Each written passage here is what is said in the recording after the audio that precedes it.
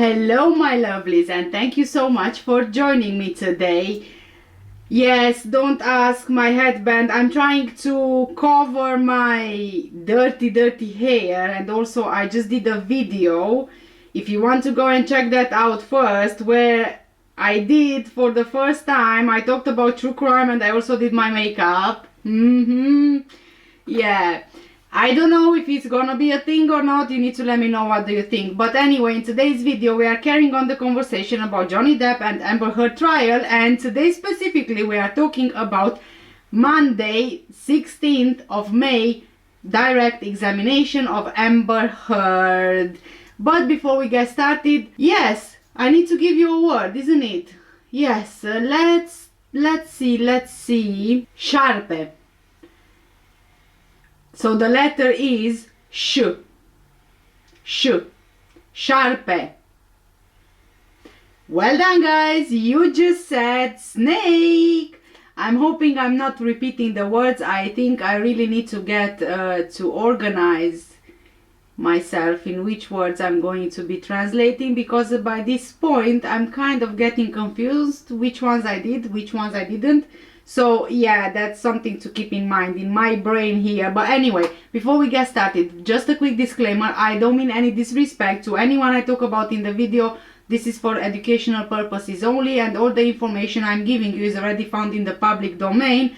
Also, I'll be giving you my opinions and views on the case. So let's get right into it. I'll give you some points from Monday's direct examination. So Elaine Baroff continued asking Amber questions during her direct examination on Monday, and it's very interesting because they started yesterday with precisely this question. It seems like Amber's lawyers are trying to clear up Amber from perjury, from her lying on the stand, because now they are asking about the physical violence incident. Now, until now, according to Amber Heard's testimony in this trial and also in the UK trial, the first physical violence incident happened in 2013. Now, they are saying that the first physical violence incident happened in 2012. So this is what they were trying to clear on the stand with Amber yesterday.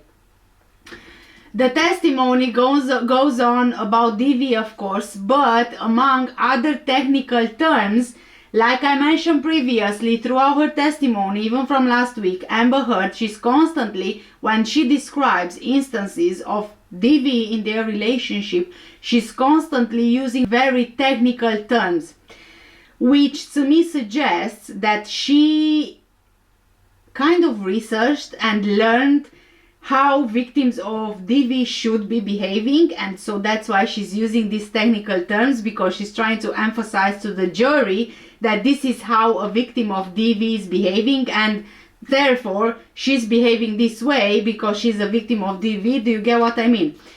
How do you remember the first act of violence? Well, you never forget it. That's how I remember it. It changes your life forever. You never forget the first time someone hits you like that. I just had the date wrong. Okay. And how is it that you think you got the date wrong? Objection calls for speculation. Overruled. I'm embarrassed to say I think I would have liked to have believed that the period of time in which I had to fall in love with Johnny, in which we fell in love and he was sober and he wasn't violent to me, lasted for a lot longer than it did. I think I would have liked to have believed that I wasn't hit so early in the relationship and still stayed. He was also sober for a period in 2012, which was a peaceful time for us, in which we fell in love. So I had kind of allowed myself, I guess, to forget that the beginning of that period, 2012, before he got sober, was really violent and chaotic as well. I'm embarrassed to say that. Now, you testified that the police were called multiple times. Other than the May 21, 2016, What other occasions were there where the police were called? They were called in December of 2011. They were called in 2012. They were called in 2013 in March by the landlord. I had sought advice from Laurel Anderson as to whether I should call the police. Objection, hearsay. Sustain. Okay. When you filed the domestic violence temporary restraining order, how many acts of abuse did you allege at that time? I gave the last couple, I believe, last two incidents, maybe three. And why didn't you tell of all the acts of abuse at that time? I was following advice from my counsel. Okay. How many instances of abuse were included in the UK trial? There were 14 acts of physical abuse and violence and 3 acts of sexual abuse. Violence. And why were those 17 included in the UK trial? Well, I was not a party, a direct party. I was a witness, so it was whatever their counsel, the Sun Council, chose. Okay. When is the first time you were called upon to provide a detailed accounting of as many times as you could recall of physical and sexual abuse by Mr. Depp? Objection, hearsay. That's not hearsay, Your Honor. I'm asking her when she was called upon to do so. Well, the objection is hearsay. Right, but it's not offered to prove the truth of the matter asserted, and it's just asking for date. All right, overruled. Thank you. A few months ago, February in 2022, this year, was the first time I was asked to do so, other than cold in a deposition. Okay. And when you were asked to provide those, what did you do to be able to prepare that accounting, that full accounting? Well, I had the benefit of my therapist. Objection, hearsay. So, Your Honor, she's not saying what the therapist said. I'm just asking. I'll overrule the objection. Thank you. Go ahead. I looked at my therapist notes. I had the benefit of those notes, which we had received in February, as well as I reviewed calendars, photos, text messages, my journals, my diaries, of which there were many. I put all of those together. It took a lot of time to be able to, adequately refresh my recollection and fill in the details over the course of the 5 years we were together. I found very interesting one term that she used in particular, and she said, quote, "We never forget." Like this was taken from a handbook or manual of DV victims, if you will. Yet there are so many contradictions throughout her testimony. So first of all, we never forget, she refers to we as victims of DV, we never forget what happened to us, right? It's very weird because when you are a victim of DV, and I'm not saying all of the victims of DV are just the same, I'm going to take my very own personal experience as being a victim of DV myself in my previous relationships, as I've mentioned to you so many times now.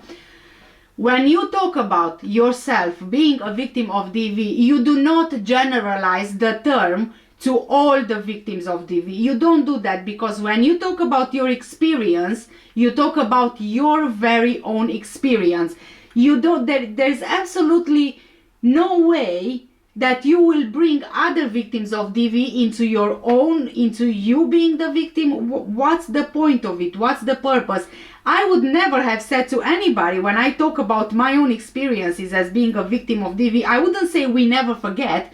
I never forget. I will never forget. And I will never forget how that made me feel. I will never forget all the aggressions that happened to me. I will never forget the psychological damage that did to me.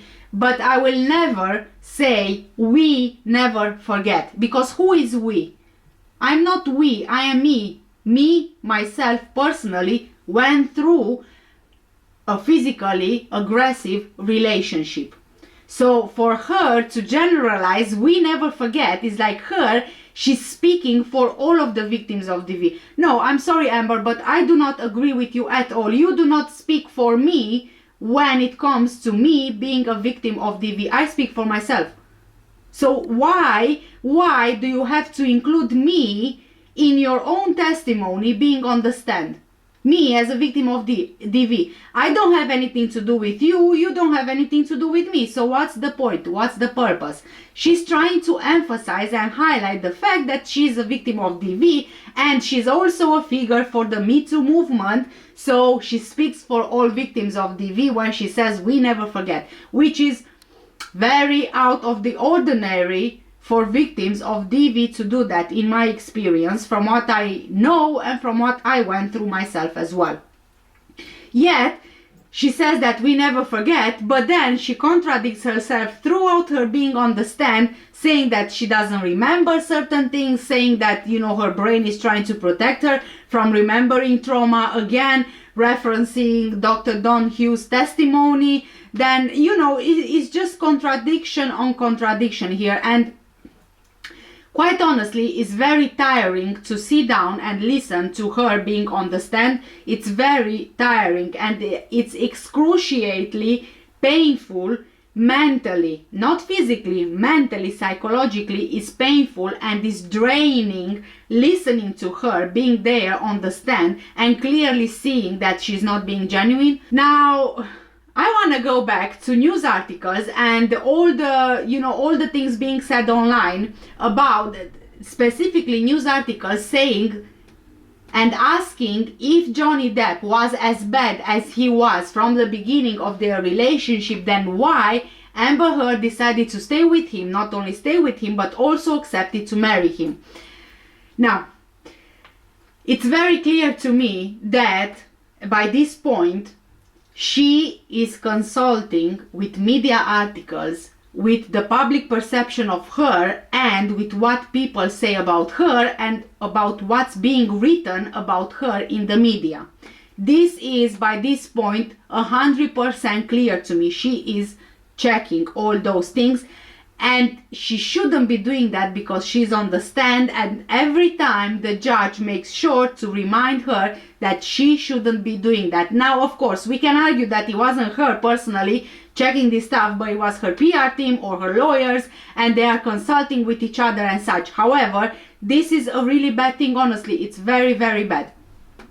Now, in the week that they had off, like, you know, we already know they had off, check this out. Amber Heard refreshed her memory. Oh yes, she refreshed her memory, and she said so on the stand. She said that she went through medical reports, she said that she went through Dr. Kipper's reports, Nurse Felati's reports, and so many other things to do with the trial. So, and also on top of it, Elaine is trying to show that Amber didn't remember everything, so that's why she had to refresh her memory. Like, seriously, oh my god. So she spent this whole time, the whole week, refreshing her memory, because I think that she knew a lot of the things being said online about her, that she's lying, that she's contradicting herself. And I'm pretty sure that at one point her lawyers sat her down, her PR team probably sat her down as well, and they said, look, you have to stop the dramatics, you have to stop the acting, the forced crying, the everything in court, because people are catching up to it. I think this is exactly what happened, because compared to last week of her being on the stand, the way that she started on the stand on Monday, she had a very different demeanor as to how she was last week. So again, I am thinking that somebody is onto her, telling her you need to stop the theatrics, and she kind of seemed like she was a bit more composed and a bit more, how can I say, serious looking rather than acting at the beginning of Monday. I'm just gonna point out, this was just at the beginning, because we know already Amber Heard is Amber Heard, so yeah. And again, I'm emphasizing that they are checking media articles, because right there on the stand yesterday on Monday, Elaine asked Amber about playing the guitar. Again, the talk online, you remember when I said, and I showed you clips, and the TikTok is full of these clips showing Amber playing the guitar. previously when she was a bit younger, before I think she was with Johnny Depp, and Amber being asked on the stand if she ever played the guitar, to which she said no. So again, I think that Elaine is going to the point of trying to prove that Amber Heard is not committing perjury. However, she is committing perjury, and not only once, not twice, and not only in this trial. She's committing perjury. It's proven already, from my point of view.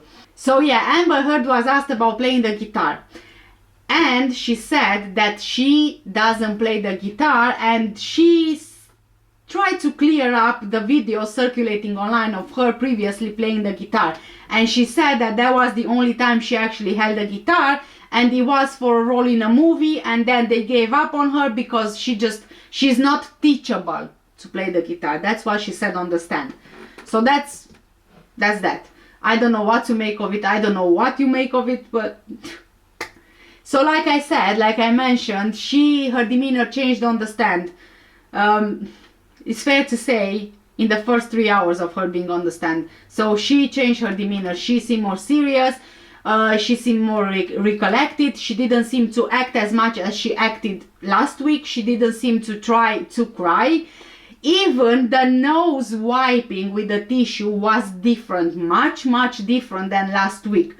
So yeah, it just again goes to show that she is indeed checking those headlines and those articles and what the media is saying about her and what the public perception of her is. She is doing it. She is doing it. I'm convinced of it. Now, considering all of the things that she describes as aggressions from Johnny throughout their relationship, I can't help but wonder, and I've been wondering from the beginning, but I kept on forgetting to mention this in my previous videos, I can't help but wonder how was hers and Johnny's sensual relationship, if you know what I mean. What were their preferences? Did they like it rough? Did they like it more aggressive? Because we already know that a lot of couples, they prefer certain things, you know, in their sensual relationships. So it makes me wonder, because there are a couple of things which kind of make me think that perhaps they like it rough when they have intercourse, because there are instances which Amber describes which to me seem like it could be a part of the intercourse, and she is projecting and she's taking these things from their own intercourse happenings and she's portraying them as violent acts from Johnny Depp towards her. I'm just gonna give you an example from what she said in her testimony yesterday. She said that at one point in one of their fights, Johnny ripped his shirt off. He took his shirt, the ripped shirt, off of him, then he put it around his neck, around Amber's neck. Then she woke up in the morning and the shirt was still around her neck, and she noticed that it had a big knot at the back. So it kind of makes me think that perhaps they are using this kind of things in their, you know, in their sensual relationship, and she's taking these things and she turns them around as them being acts of aggression now because she doesn't have anything else to say. There are a lot of things, and it's always the constant repetition of the same things over and over again. That's the most tiring thing. He slammed me across the face. He backhanded me. He grabbed me by my hair. He choked me. I saw the carpet. I was on the floor. The carpet was dirty. Blah, blah, blah. All these kind of things. Oh my God. It's completely exhausting listening to her. I don't know how I'm doing it, guys, but I'm doing it all for you, because if it would be me, you know, knowing myself, I wouldn't have the patience to sit there and watch her and listen to her, because I just couldn't. I couldn't do it. I wouldn't be able to do it otherwise if it wouldn't be for you guys. So yeah, it's a big sacrifice, if you will, me watching her on the stand, because it completely drains me every day. And I got to the point where I'm alone watching her on trial on the stand, and I'm kind of talking to myself. Yeah, I got to the point where I'm talking to myself and kind of arguing with myself out loud in the room alone. Yeah, I'm doing that. Great, wonderful. This is what the trial got me to. Yeah. So, about that sensual relationship of theirs, please do let me know, guys. What do you think? What do you think? Do you think that perhaps their sensual relationship has a play in the way that she's describing certain things? Like, I remember the Australia trip where Johnny got his finger severed, where she said that she had her breasts exposed and she was with her back on the bar, and then Johnny SA'd her. And that again, the way that she described it to the point of the SA, it kind of played in my mind like a soft porn movie, if you will. Like someone describing a sensual scene from a movie up to the point of the SA happening.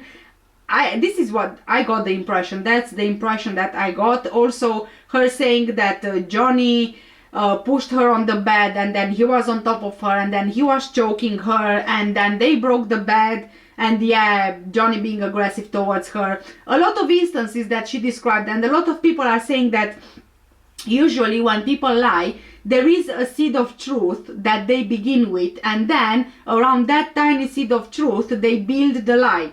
But at the core of it, there is still a tiny bit of truth there, if you get what I mean. So it could be that she's inspiring herself from real events that happened throughout their relationship, and she's building up the lie around it, and she's losing herself in describing it. She takes the, you know, a certain scene or a certain point, and then she builds up the lies.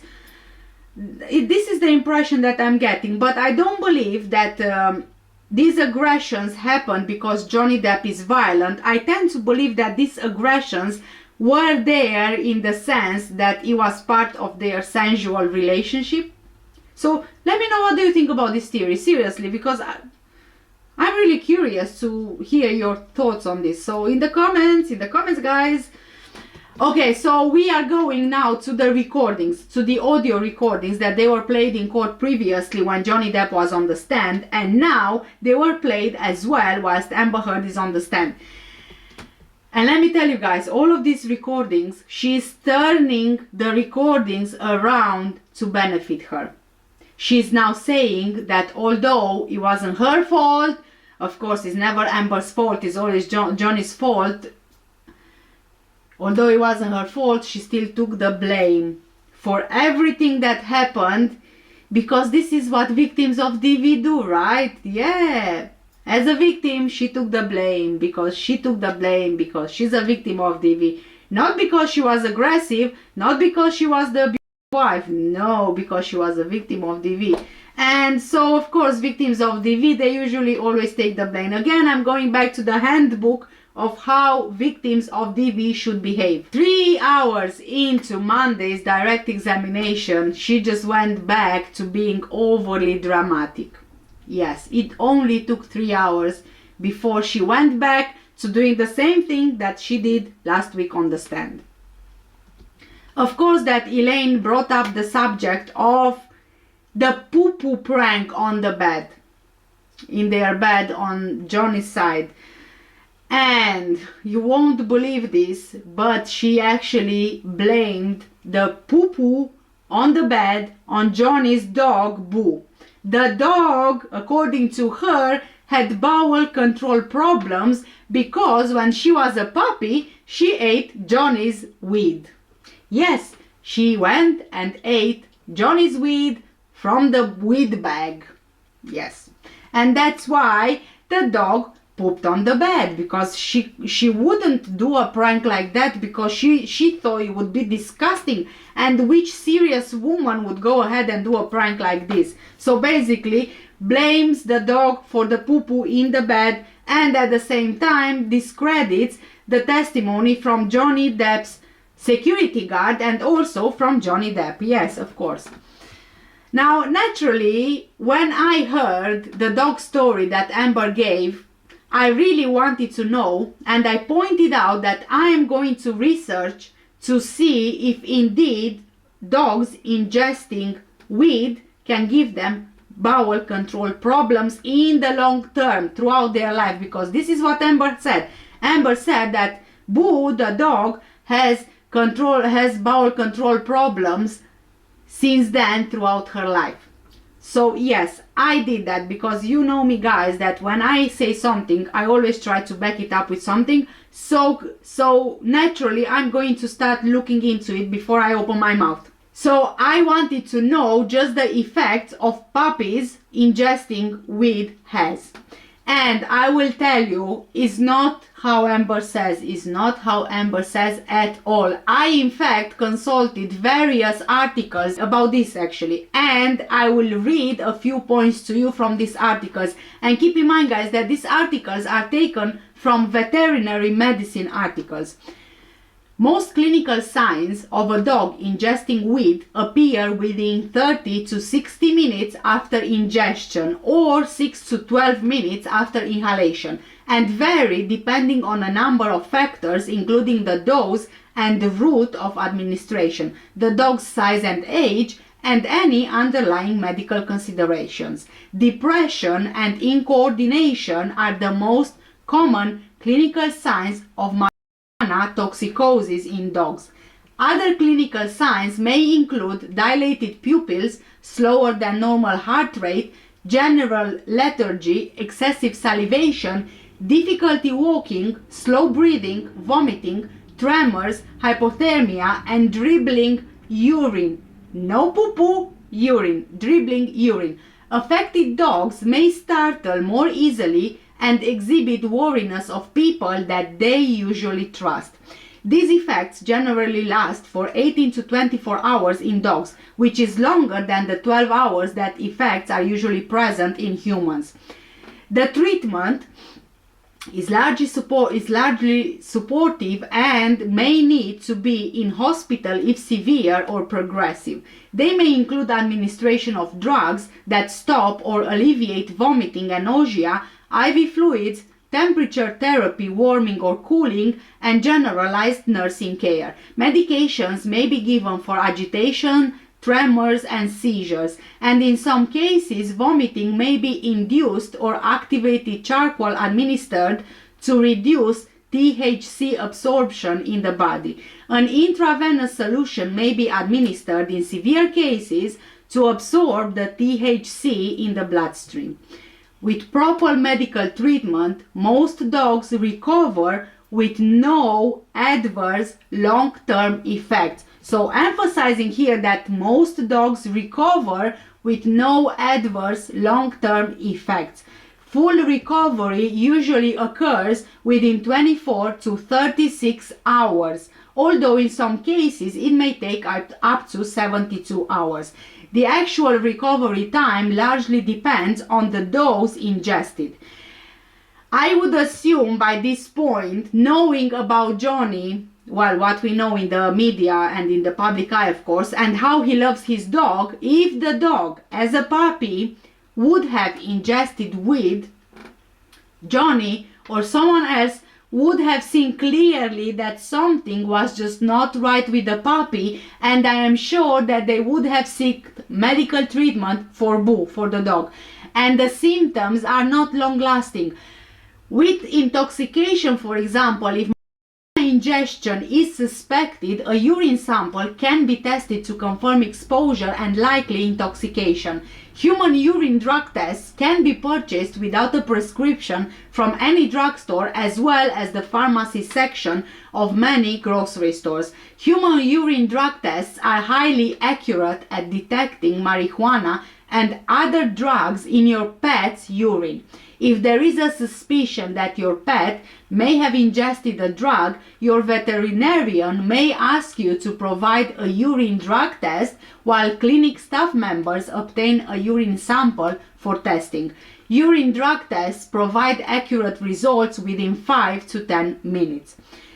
Treatment for marijuana intoxication is focused on removing the marijuana from your pet's body. If ingestion occurred within 30 minutes of the time of presentation and your pet is alert and appears to be acting normal, your veterinarian may induce vomiting to remove as much of the material as possible prior to absorption. This greatly reduces the potential for toxicity. Your veterinarian may recommend hospitalization of your pet for 12 to 24 hours for close monitoring.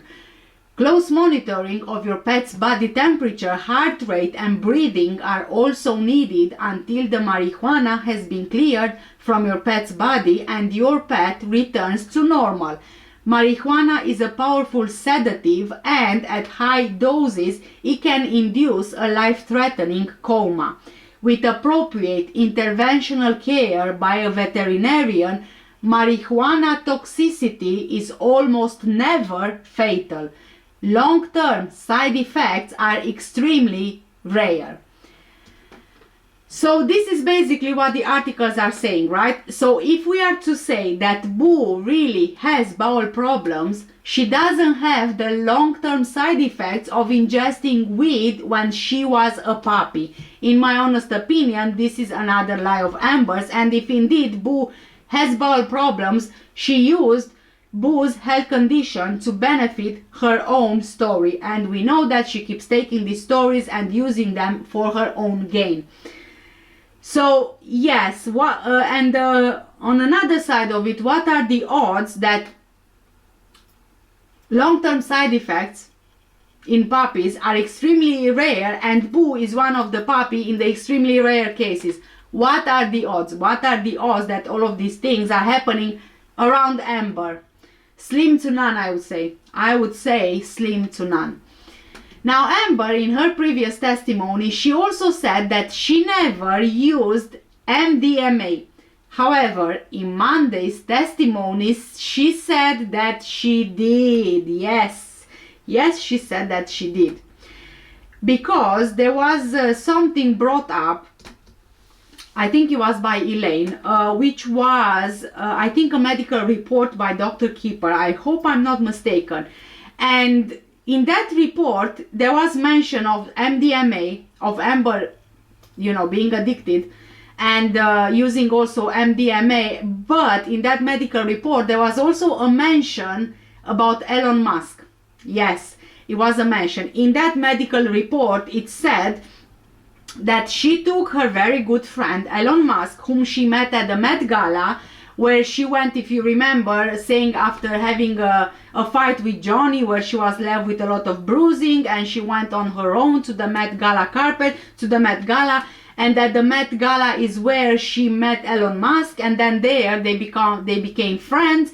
And then, because Johnny was not in the penthouse with Amber, she invited over, this is what the report says, that she invited Elon Musk over so they can do drugs together, in particular MDMA.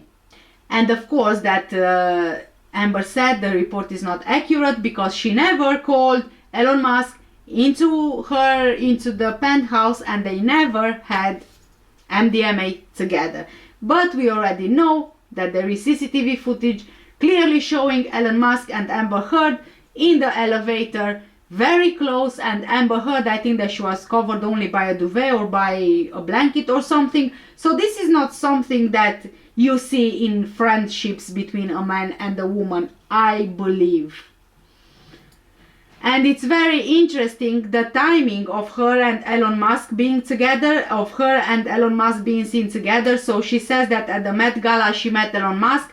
She then got the restraining order against Johnny Depp.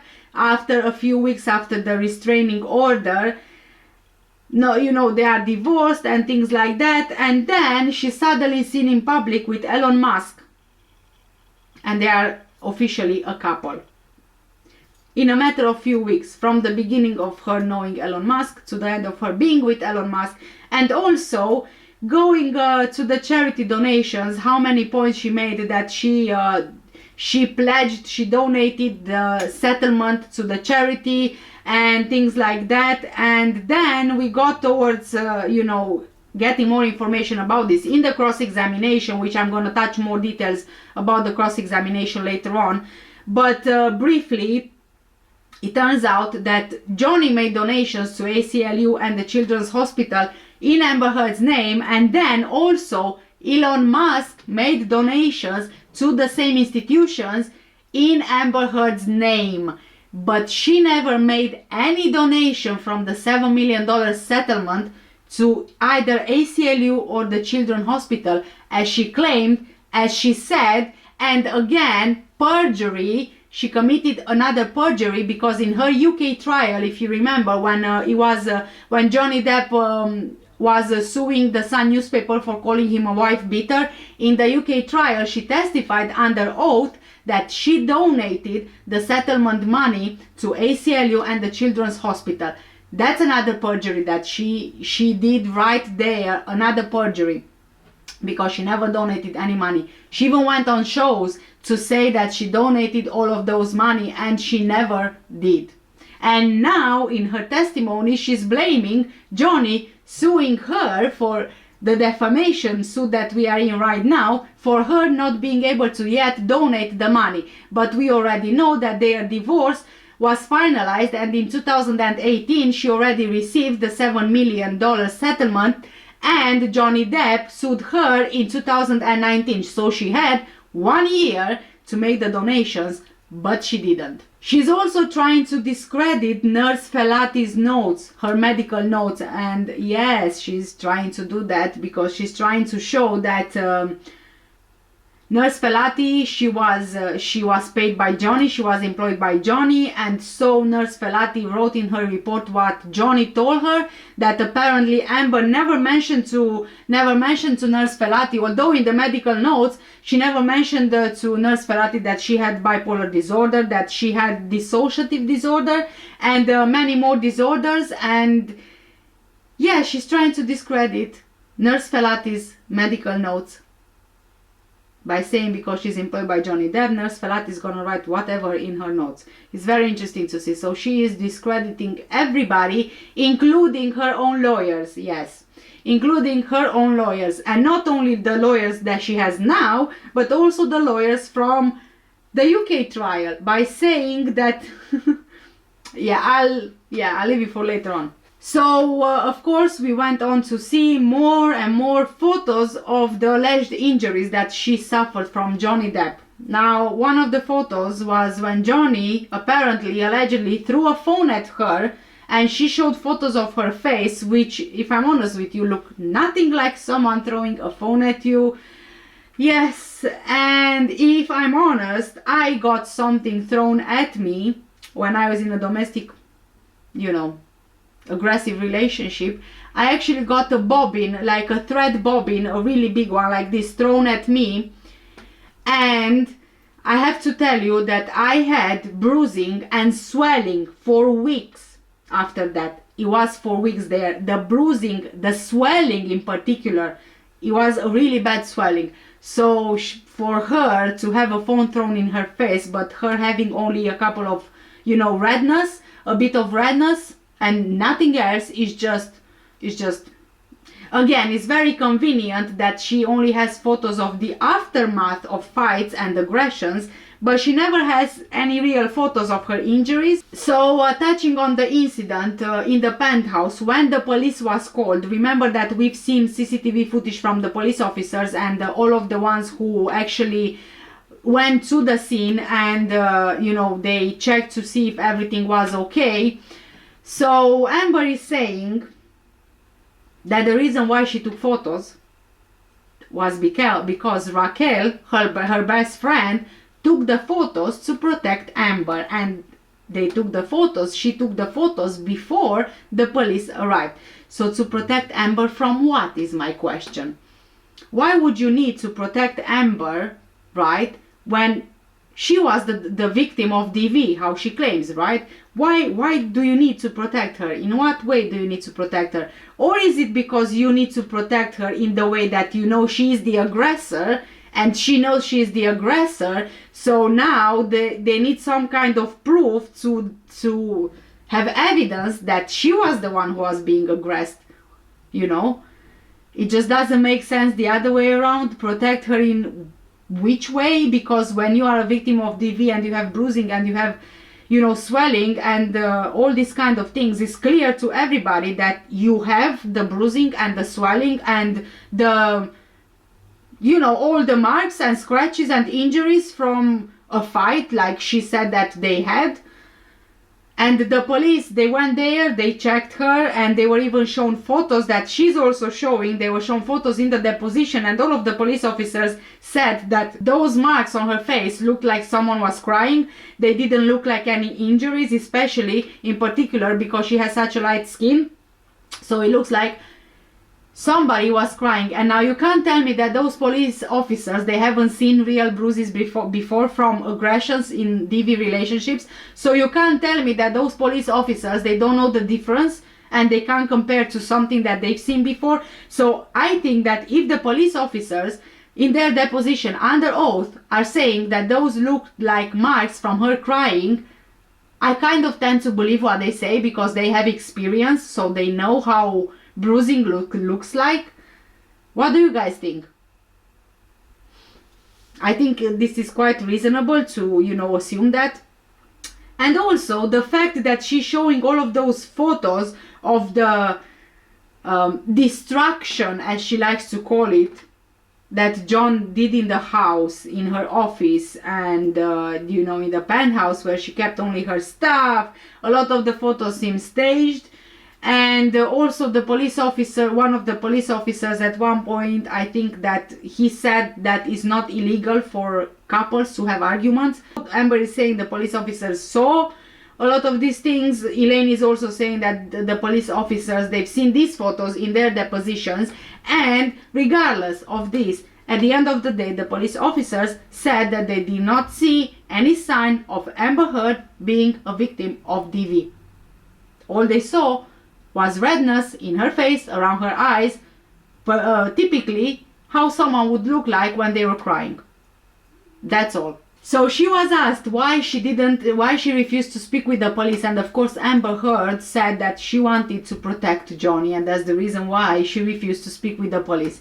She wanted to protect Johnny because Johnny is a public figure, because she didn't want to get all of these DV instances and fighting and their problems in their relationship made public, and so she wanted to protect Johnny so that nobody finds out, because, oh, you know, she's the victim of DV and she wants to protect her husband. This is an article that was published on the 28th of April, 2020. And Michelle, if we can, thank you. And this one says, Depp's lawyer, Adam Waldman, said, quite simply, this was an ambush, a hoax. They set Mr. Depp up by calling the cops. But the first attempt didn't do the trick, he told dailymail.com. And let's keep going. So Amber and her friends spilled a little wine and roughed the place up, got their stories straight under the direction of a lawyer and a publicist, and then placed a second call to 911. Do you see that? Yes. Is that true or false? Couldn't be more false. And why is that? Every part of it is false. I didn't call 911. I didn't call the police. I refused to cooperate with them to protect Johnny. I protected Johnny. I didn't call them once and I didn't call them twice. I didn't rough up the place. I cleaned up the place. I didn't even know the second cops were coming. If I wanted to get something from him, if I wanted to hoax Johnny, why wouldn't I cooperate with the police? Wouldn't I say something to the police? Wouldn't I do more damage to the house and than just knock over the things that you saw pictures of? It makes no sense. And to do it online when there's no fact checking, there's no authorities, there's no one able to, you know, I can't respond, I can't fight this, and use these sorts of media leaks and these comments to re-echo over and over and over again online with a network of people that are intent on helping Johnny through a sophisticated PR machine. Objection, Your Honor. Hearsay, speculation. I'll sustain the objection. Next question. All right, and so what in fact did you do that night? I cleaned up. I protected Johnny. I refused to cooperate with the police, like so many other people do. I tried really hard to keep it private even after that, even when I was committed to filing for a divorce. I tried to protect Johnny. I tried to protect the history of what we had. I tried to protect him. And did the opposite. And I didn't even have a lawyer. I didn't call my publicist. I called my contract attorney to get me another lawyer who could give me advice on how to protect Johnny. Every bit of this was to protect Johnny and to protect the secret that I had fought really hard to keep for nearly 5 years, which was that behind closed doors, things were not what it looked like. Okay. Michelle, can you take this one down and go to Defendants 1247, please? And Your Honor, I'll move the admission. All right. I know there's no objection. 1247 in evidence. And Amber, this is another daily, a Mail Online, and this is published on 24 June, updated on 25 June 2020. And then if we can go further. And this one says, Depp's attorney, Adam Waldman, said, "We have reached the beginning of the end of Ms. Heard's abuse hoax against Johnny Depp." Is this true or false? False. And why is it false? Because, unfortunately, all of this is real. And what I mentioned earlier about how preposterous it would have to be for this to be this elaborate hoax, I couldn't believe it. I couldn't fathom one day that that would actually be legitimately the position that he, through a lawyer, would take, albeit online, where he could get away with it for some time. Objection calls for speculation. Sustain the objection. And why is this so absurd?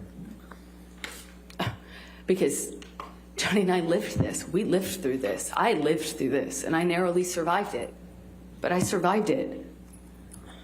And, I have mountains of evidence, mountains of proof, and yet it won't be good enough for people who are seeking to make money off of Johnny's success. Objection, Your Honor. Calls for speculation. I'll sustain the That's objection. fine. Okay. Yeah, but she didn't protect Johnny when she sold the video. She didn't protect Johnny when she shared all those photos of him sleeping, and she didn't protect Johnny when she recorded all of those things that she recorded in a way to demean him. No, but she said it was a great idea to protect Johnny and refused to speak with the police when she was a victim of DV. Yeah, I completely buy that, 100% not. Now, of course, that there were questions about makeup and covering bruises with makeup, and at one point she says, and I quote, "No woman wants to walk around with a bruise on her face. No amount of makeup can fix swelling." Yeah, you just contradicted there, Amber Heard, in your statement. No amount of makeup can fix swelling. So how can you explain that you went on, I forgot the name, James Gordon's show the next day with a broken nose, with 2 black eyes, with lumps of your hair missing, and with scratches and bruises all over you, and yet there was nothing there because you said no amount of makeup can fix swelling. So I assume when you have a broken nose you have swelling. I assume when you have 2 black eyes you have marks which can't be covered. So again, contradicting herself, caught again in yet another lie. And of course that she brought up the conversation about the Milani makeup palette, and she actually held it on the stand when she was testifying. She testified showing the makeup palette and saying that obviously that wasn't the makeup palette that she used. It was just an example, she says.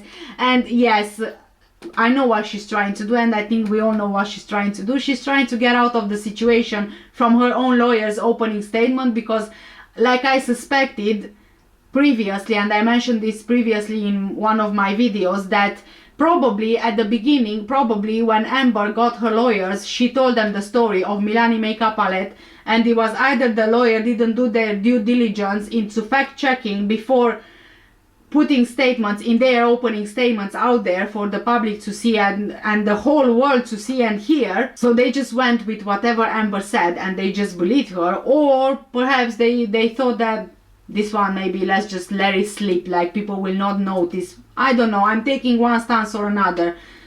So yeah, she's probably now trying to get out of that particular thing before the closing arguments, because Elaine at the beginning in her opening statement, she said that they will prove that this is the makeup that she used to cover up her bruises.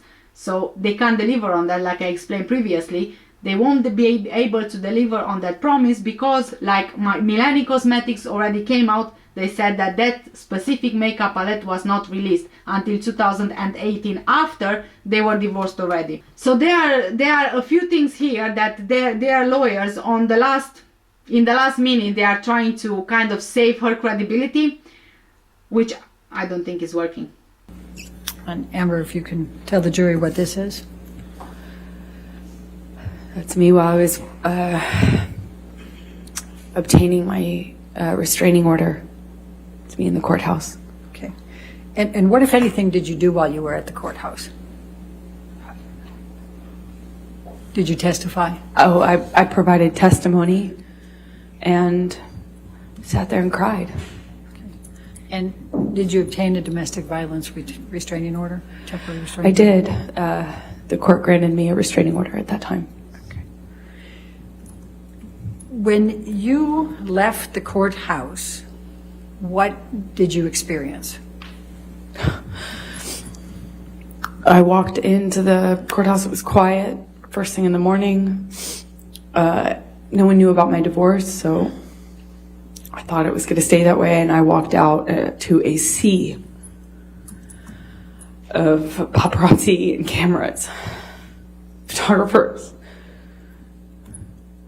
It was, to that point, at that point in my life, had never seen so many photographers, and they just surrounded me as I walked out of that courthouse and screamed at me, screamed horrible things at me.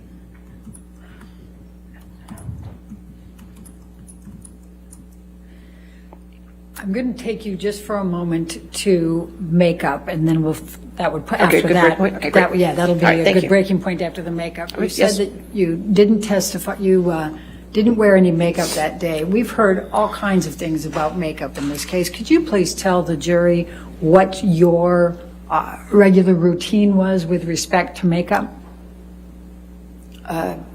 Yes, I get up and wash my face like most of us, and I put on right away a moisturizer that has tinted foundation in it.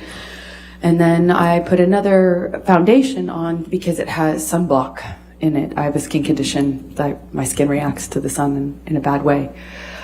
So I have to wear sunscreen or sunblock every day. Anyway, so I put on both of those. I put on concealer, and I do that before I leave my bathroom in the morning. Okay. That's obviously if I don't have a bruise. Now, when you had bruises or cuts of any nature, what would you do about those? Would you try to cover them up? Would you try to just leave them showing? What would you do? Objection, Your Honor, leading. Overruled on that. Thank Go you. ahead. Well, I'm typically photographed in LA when I leave the house, paparazzi type of photograph. So I'm somewhat aware of that anyway. And no woman wants to walk around with a bruise on her face.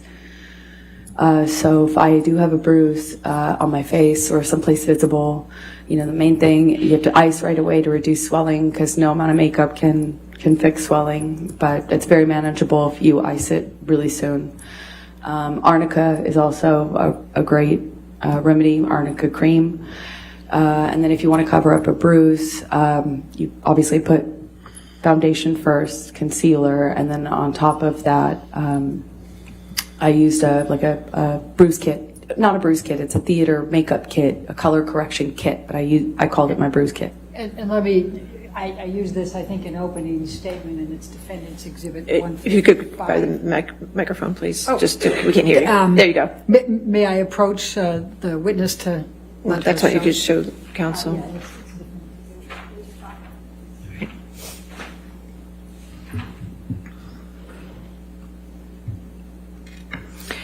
This is what I was talking about as a color correction kit. This is not obviously the exact one I used to carry, but I used to carry it with me all the time.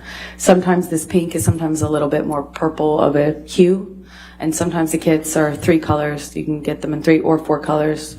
Sometimes they have even more. But the idea is that you want to counteract whatever color you're working with on the bruise. So the first day of bruising, the immediate is red. Red is what shows up right away, so you want to go with the opposite on the color wheel by dabbing on a bit of the green or something to counteract the red. After a day or 2, you get more purple in a bruise, so you'd obviously have to go with more of the red tones, the orange tones here. Day 2 for me was always the trickiest because day 2 just, I feel like, day 1 and day 2 are hardest for me because that's when you get the most blues and purples and you have to deal with the sensitivity. Bruises don't like to be touched. That's the whole point.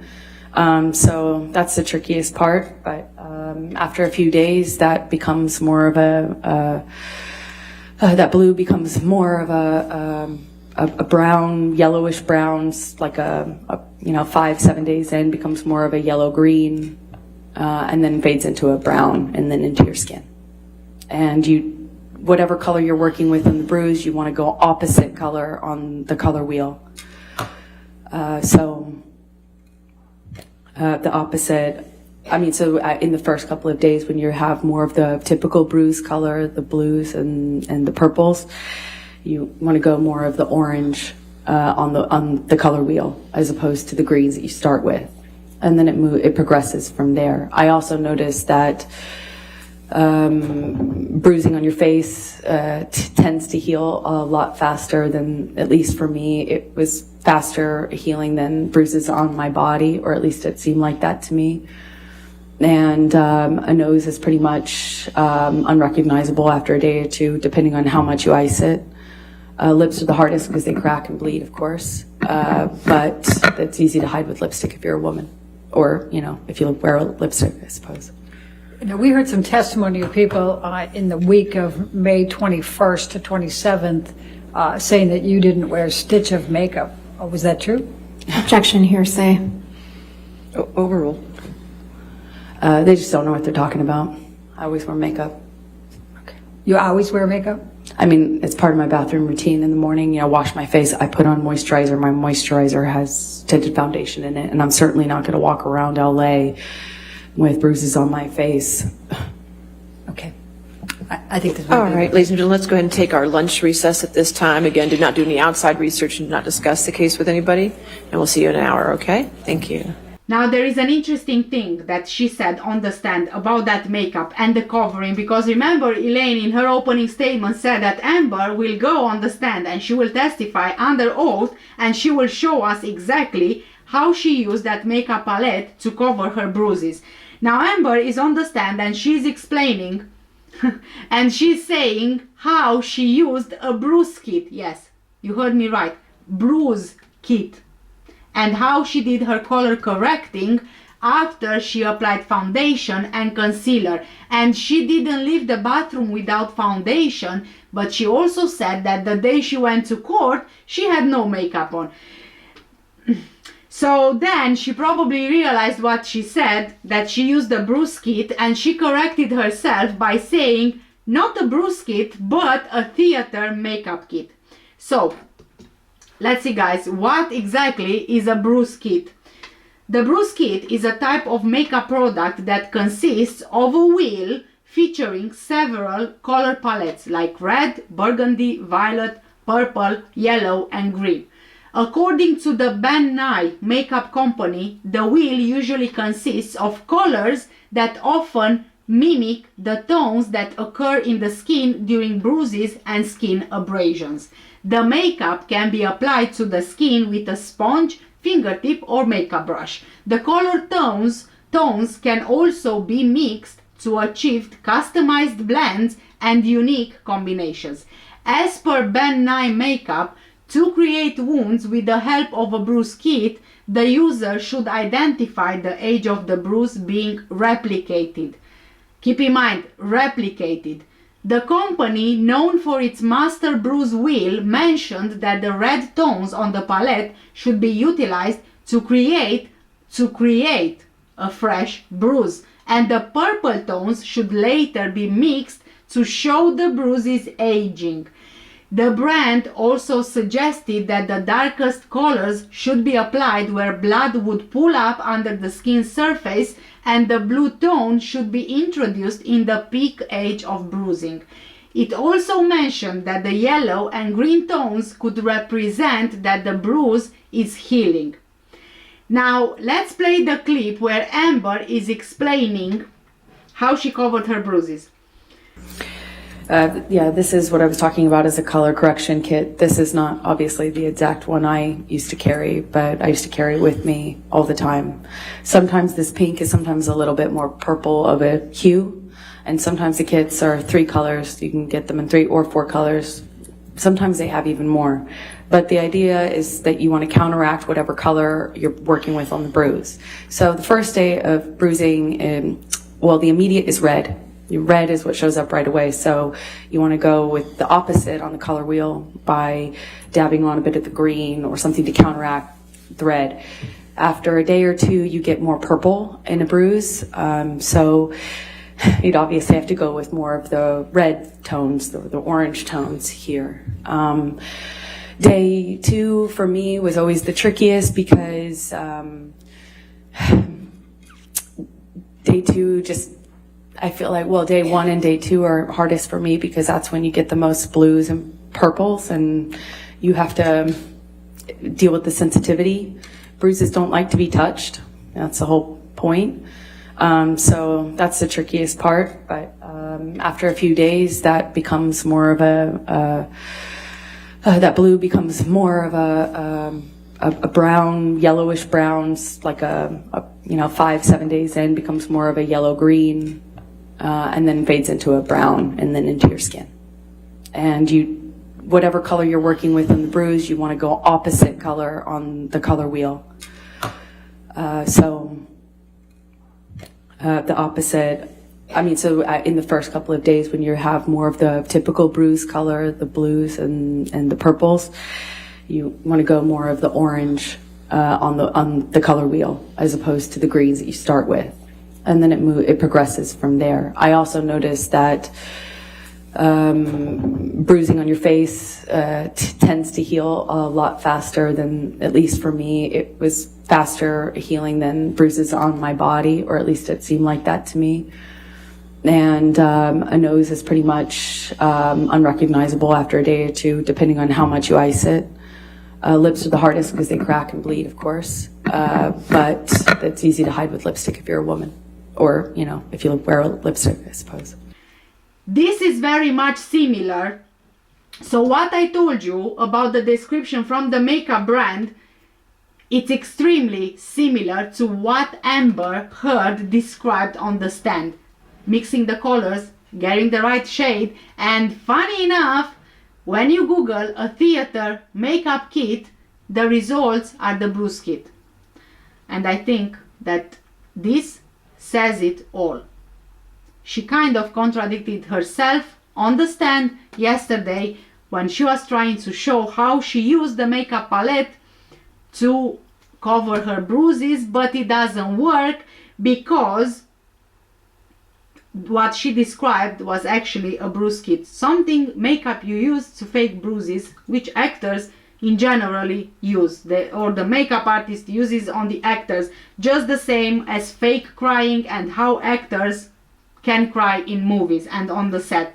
And I said this in my previous video, the tear kit, the fake cry stick, the mental stick, which I explained to you in my previous video.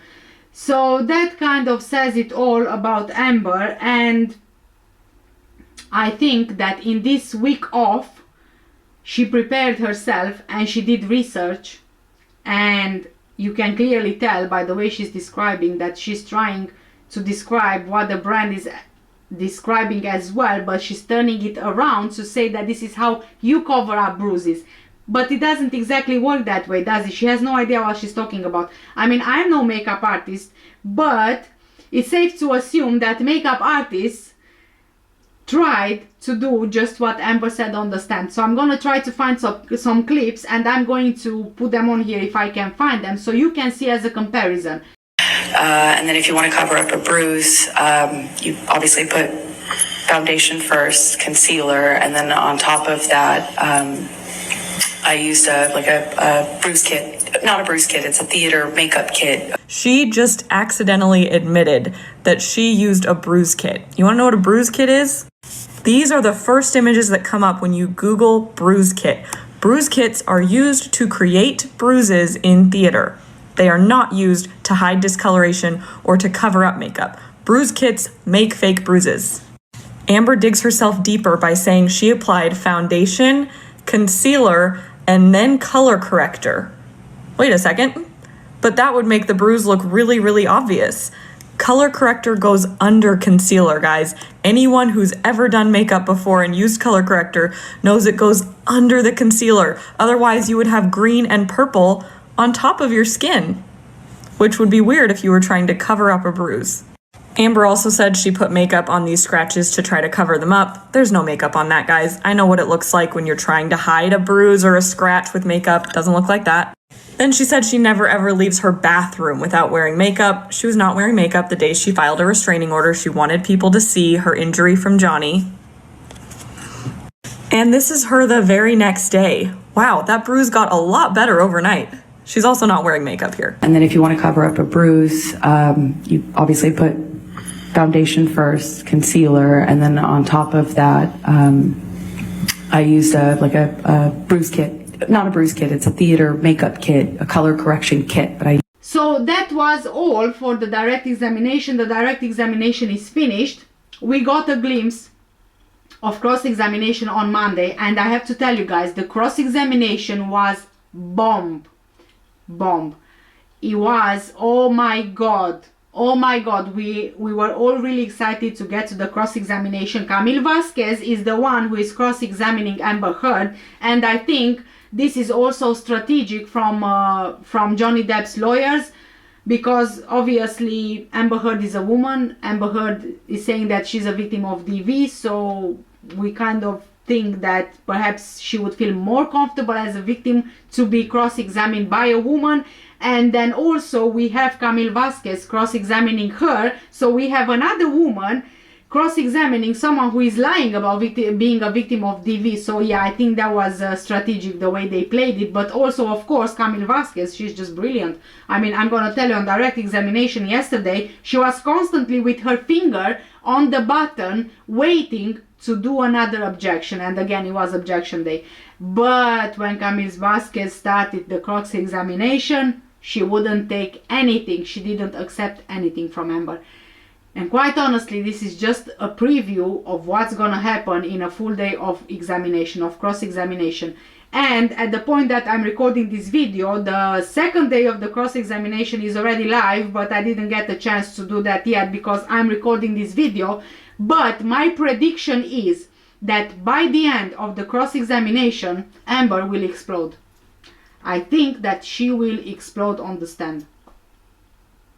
I have a feeling that she will, because only from the beginning of the cross-examination you could see Amber that she was already getting frustrated and angry.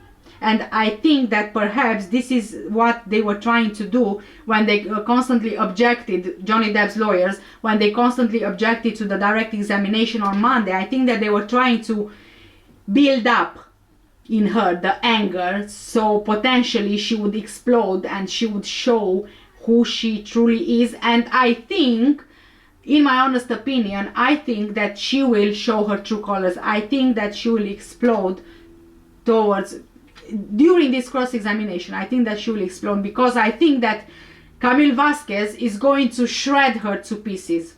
I really think that. So with this, I'm gonna end today's video.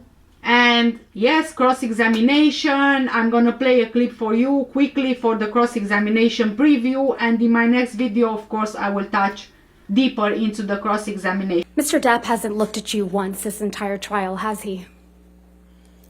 Not that I've noticed, no. You've looked at him, though, many times, haven't you? Yes, I have. You know exactly why Mr. Depp won't look back at you, don't you? I do. He promised you you would never see his eyes again. Isn't that true? I don't recall if he said that. Oh no, a hug will save it all. All this, everything we just I been just wanted to touch you. through. Really? After all this you just said? I just wanted to give After you all a this yes, used me up, you yes, want to please, touch me? please stop me. Please stop. No, we'll never see each other again. You won't don't take my glasses off. You don't like looking at not my eyes? You will not see my eyes again. He was wearing rings on that occasion? I pretty much always knew him to wear rings. Okay, let's please pull up Defendants Exhibit 170A, which is already in evidence, Your Honor. You testified that this is a picture you took after that incident, right, Ms. Heard? Yes, that was one where he grabbed me. And hit you in the face so many times that you don't remember. Isn't that correct? That's correct. And there's no injuries to your face in this picture, are there? Not that this picture shows. And there's no medical records reflecting that you sought treatment after this alleged incident either. I did not seek medical treatment at this time. So there's no medical records reflecting any injuries to your face after he hit you several times. I did not need to go to the doctor at the time. Despite hitting you several times that you lost count with rings on his fingers. That's correct. You also told this jury about an incident in Australia in March of 2015. Yes, that's correct. You testified that after this alleged incident, you had cuts on your forearms, right? Yes, that's true. And you testified that you had cuts on the bottoms of your feet as well. Yes, that's true. And you testified that you had a bruise across your jaw from when Mr. Depp, quote, clocked you in the face, end quote. That's true. You didn't take any pictures of these injuries while you were in Australia, did you? I don't think I took any pictures.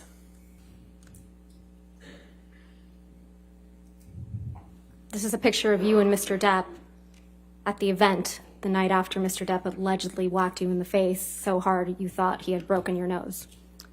He did whack me in the face, and I did think it broke my nose.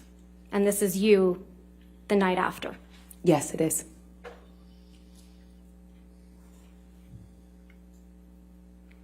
Let's please pull up Plaintiff's Exhibit 1254.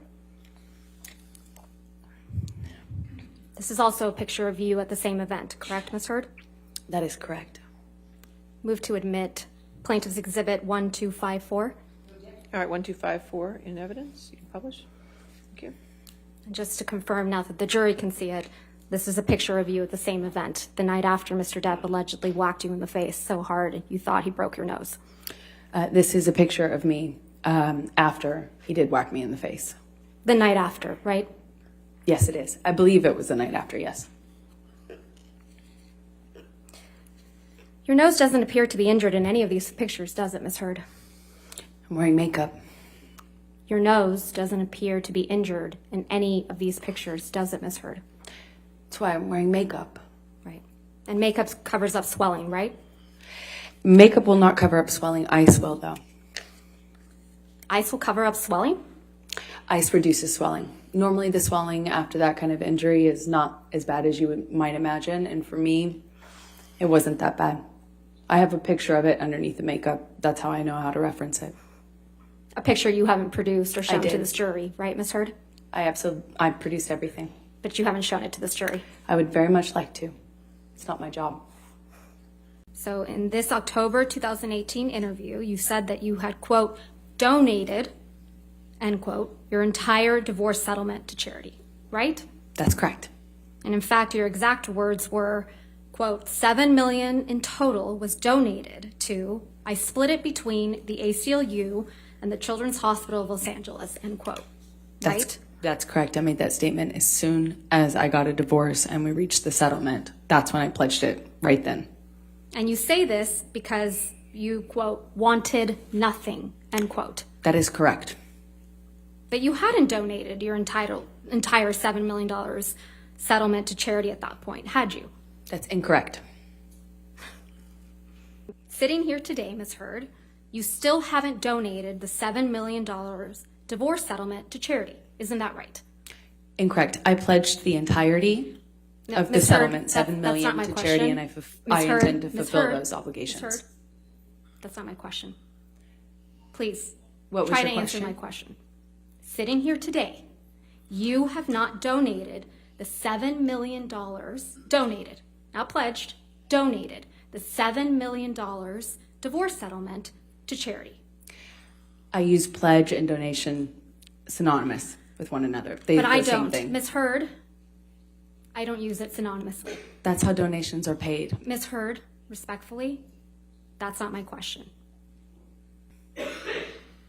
And that's because you did want something, didn't you? I didn't want anything and I didn't get anything. You wanted Mr. Depp's money. Didn't get it, wasn't interested in it. I loved Johnny, that's why I was with him. And at least $500,000 that was donated to the Children's Hospital of Los Angeles in your name wasn't paid by you either. Right, those were made at the same time. And it didn't come out of your $7 million divorce settlement. Nor did it count to my 3.5 obligation. Those $500,000 payments came from your new boyfriend, Elon Musk, right? I don't know if he was a new boyfriend at the time. You got him to pay part of what you promised to these two charities, didn't you? Incorrect. Because you wanted to keep at least some of the $7 million divorce settlement for yourself, right? You're very wrong about that. You wanted to remind everyone of your claims of domestic violence against Mr. Depp, right? No, I wanted to move on with my life. You wanted to make those claims seem believable. They are believable. They were You wanted believable. them to be seen, you wanted to be seen, as a noble victim of domestic violence, I have didn't you? never wanted to be seen as a victim. Nor have I ever called myself one. Thank you guys so much for watching today's video. If you haven't subscribed already, please consider hitting the subscribe button. Also make sure you turn the notification bell on so you are notified about any new videos I upload. Also, I have a Johnny Depp and Amber Heard trial coverage playlist, which is in the description down below as well. You can catch up on all the videos about that. And please consider giving this video a thumbs up if you think that, it helped you in any way. And it really shows your support for the channel, and it also makes it's also much more helpful for me in terms of YouTube pushing the video out more on the platform. With that being said, lastly, I also have a Patreon account. This Patreon account is for everything 18+, where we talk about everything that we can't talk on YouTube for obvious reasons. And also there will be crime scene photos included, so you can go and check it out. The link is on your screen right now. It will also be in the description down below. And with this, I'm off. Take care, and I'll see you in the next one. Bye!